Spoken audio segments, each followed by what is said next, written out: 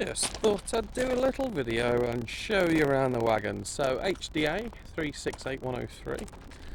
Interestingly, these run in speed link sets, so it's why they have a changeover leaser for goods timings and passenger timings.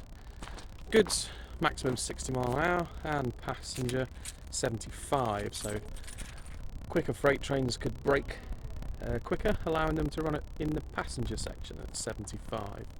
Slower freights, typically heavier ones, would run in goods at 60, and interestingly the Westinghouse distributor is mounted on top rather than underneath. Typical 3-link coupler there and the red brake tap. Have a look around.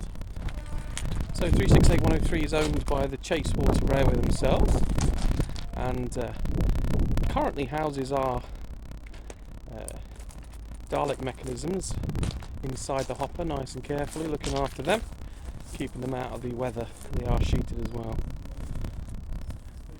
Dalek hopper door mechanisms are exposed on this one. They don't have the surrounding plates to protect them, so as you can see, nice little view of the mechanisms that you probably wouldn't normally see.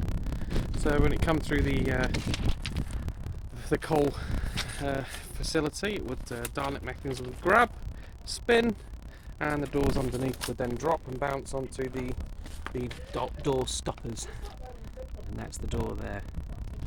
Let's have a look round. So here's the NWPG flagship 355798, looking lovely, very tasty. They're all done up. Painted the axle boxes a few times because they were a bit worse for wear. Got new stickers from the transfer company, will remain nameless, no advertising, and we spent a lot of time rubbing down the underframe to get a lot of the rust off and mould. I mean, there's only so much you can do, but it's looking a lot better than the others. It does take a long time. And there she is. That took 3 days to strip down and get rid of whatever the graffiti that was on there, and the traffic film remover process that we took on it. Special bath for that girl. And we put some overhead plaques on from the original in the 60s rather than the more modern ones that were stuck on by DB when they were last in service. Okay, 1111, that's another Chasewater wagon. Not much has been done to that. Doesn't really need much doing to it, to be fair, so it's looking good. It does need a nice lick of paint at some point, but as it's one of the Chasewaters, we are more interested in getting the NWPG ones done first, but we are more than happy to give our time and expertise to help the lads here because we're all in it together. As you can see, the hopper mechanism cover there in place, and she's looking very good for her age. I get some traffic film remover on the back there, but all in all, it's a good wagon. So the first one, the HDA, came from Mossend, R1 came from Immingham there, and this one also came from Mossend. And now moving on to 4966. This is owned by one of the members, and it runs under the banner of NWPG. 4966 does have a few issues. It needs a new brake piston. That we have the pistons ready to fit. It's just getting it up to the workshop and getting some space. Chasewater are very busy at the moment getting their stock ready for the next season, so at the moment it's just a matter of time. 4966 came to us in DB red livery, so we will be putting it into the rail freight red, bauxite red, as and when the time comes.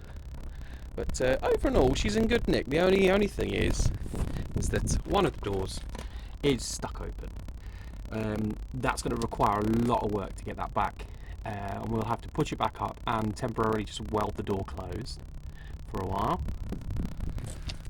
because it needs parts. I don't know if we have them yet, but last I heard we don't have the parts. Moving on, 3224, which is the prototype CDAs. This is the first one done by BR back in the days. 82, don't quote me on that. So they fitted a draft, external draft to allow air to come in and out to keep the clay from inside from drying out.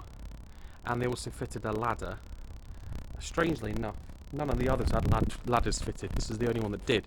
And you can tell it's just a standard B&Q ladder bolted on. So we are going to remove it. We can't remove the external draft. That will probably have to stay in place, because as you can see, when they welded it, what happens when you weld galvanised steel? It rusts. And I don't want to unweld it and cause more damage to it, so it will stay there. We gave it a lick of paint, only a first coat, just to protect it. So as you can see, it doesn't look as shiny as 5798, but it's getting there. It will get a second and third coat at some point. I'll give it another wash down first. Give it a good rub. And there is some clay still left in it. The problem with clay is it's an alkali, and the galvanised steel has an acidic layer, so when the two meet they immediately cancel each other out and rust. So inside it is a lot worse than what it looks on the outside, although not as bad as we were expecting. As you can see, it's got its own climate control in there, it's got its own vegetation, and the roll hopper top, the roll roof will be coming off, because that is beyond repair. We'll have to get a new one. However, not a priority, so not going to jump on that too quickly. And then there's the handle, which obviously puts the tarpaulin on and off, rolls it across. It's a nice bit of kit, and it's nice to have the prototype, but we are looking at some point of putting that back towards its original state as an MGR. We won't take it beyond conversion. We'll just try and fit it in with the rest of the fleet for a while, so that we can run photo charters, photo days, weekend days where this one's not too out of place. And moving on to 352203. This is the last of the Chasewater ones of the original 6, and she's looking rather good for her age. She has had absolutely no work done. Any general maintenance to make it roadworthy, shall we say, has been done, but no strip backs, repaints, or shot blasting, sandblasting, anything like that's been done. But that is, we're going to give them a hand in due course to make sure that is looking a lot better. There was a lot of graffiti on this one when it came, so we did spend a lot of time with the Chase helping them out getting that off. We have our crash damaged air wagon down here, so let's have a wander. Hello 5 plank, and hello dogfish. Let's have a wander over. Oh, look, pretty. You can see the roll bar from the top there. Moving on, head down, and this is 4456 354 456. You can see the damage. Now, when this was involved in the accident at Dalmellington, it tipped onto its side. However, there was no damage, just a few scrapes and bumps there, here and there, nothing major. And it sat there for a long time, and when they came to donate this, the National Coal Board, to the Ayrshire group, they decided to use a grab handler to lift it, and the metal being so weak in comparison to the grabber, they tore it in two. So that is the damage you see here. You can see it's been caved in. If you look there, you can sort of see the caving line, and they've damaged the cradle. Not beyond repair, thankfully, because the cradle is steel and can be easily welded and refixed, etc, etc. We will get it stripped down for a repaint soon, but because it's not going to be part of the running fleet for a bit until we get the repairs done, it's bottom of the list. Once Owen and the boys get it in the workshop for work and get the as you can see, the back of the cradle, that's going to be the hard part, the galvanised steel. That's bad. But not beyond saving, which is why we bought it, and we paid a really good price for it as compared to scrap value because of the damage. So once that's all done, then out I come with the paintbrush. Me and a couple of the working boys will make sure that gets done. It is missing an oleo at the moment, but that's not a problem. That can be done in an hour or two. Get that back on. So yeah, there's the wagons for now. We've come down from Brownhills West, so we're down at the Heaths at the moment, Chasewater Heaths.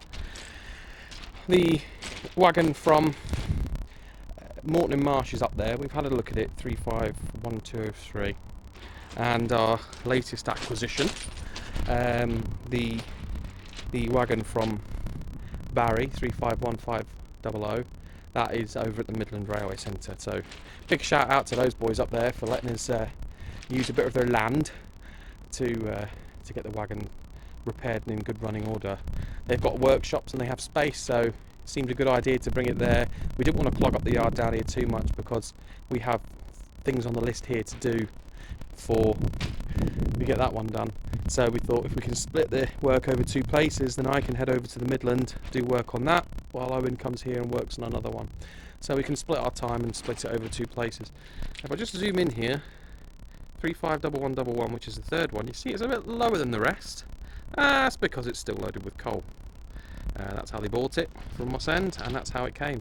And it's nice to see it running at slightly different heights. So if you look at the cradle as it rolls past, you can see it just when you come for a running day, you'll see it's slightly lower than the rest because it's still got coal inside, and the suspension's probably taken a bit of a battering over the years of that sitting in there, but yeah, it's still in good running order.